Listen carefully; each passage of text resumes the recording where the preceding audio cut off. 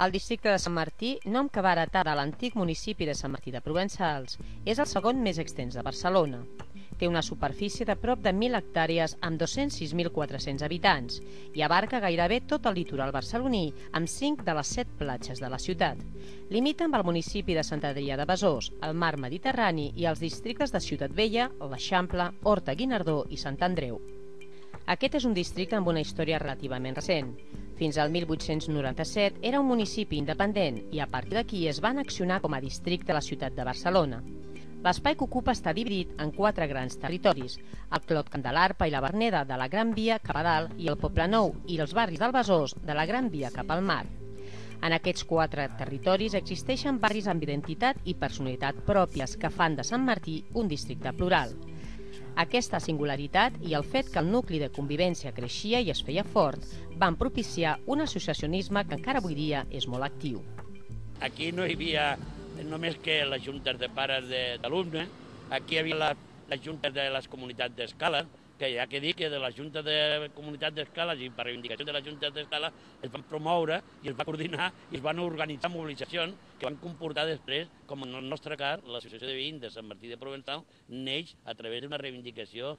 La situació geogràfica del territori, la composició dels seus habitants i el moment pel qual passava Catalunya van fer que, de mica en mica, el districte accentués la seva identitat obrera. Aquí ja érem un barri que formava part de la perifèria i que era això, de gent que no estava, les seves arrels no eren d'aquí de Barcelona i catalanes.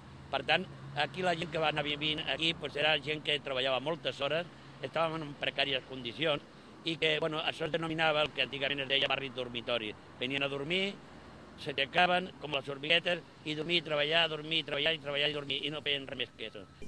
Tota aquesta activitat va ser producte d'una industrialització generalitzada en tot el districte, però que es va accentuar en el cas del barri del Poblenou. A finals del segle XIX aquesta industrialització s'accelera i és un lloc on hi ha els terrenys són baratos, hi ha molta aigua, hi ha un nivell freàtic molt alt. Sant Martí, no recordem, era un municipi independent, els impostos eren més baratos, la proximitat al port, tot això afavoreix que s'hi instal·lin moltes indústries, fonamentalment a finals del XIX i començaments del XX. És el que es va venir a conèixer com la Manchester catalana. Però nosaltres darrerament ens agrada més parlar del Triangle de Fum. El Triangle de Fum és un espai aproximadament ben limitat per el que és el carrer Marina, la Diagonal actual i el mar, el que és el Poblenou, per entendre's. Això seria el Triangle de Fum. I el reivindiquem en contraposició al Quadrat d'Hort, que Barcelona està molt orgullosa d'ell, que tothom coneix, és una gran concentració d'edificis modernistes, però hem d'explicar d'una vegada per totes que sense el Triangle de Fum el Quadrat d'Hort no s'explicaria. Durant els darrers 15 anys, la fesomia del districte ha canviat molt. La creació de nous espais i noves vies de comunicació continuen actives. El barri del Poblenou és el que ha variat més durant els anys i és on la concentració d'indústries per metre quadrat és més elevada. El Poblenou ha canviat molt, la veritat és que ha canviat molt, ha canviat més els últims 15-20 anys que els darrers 100.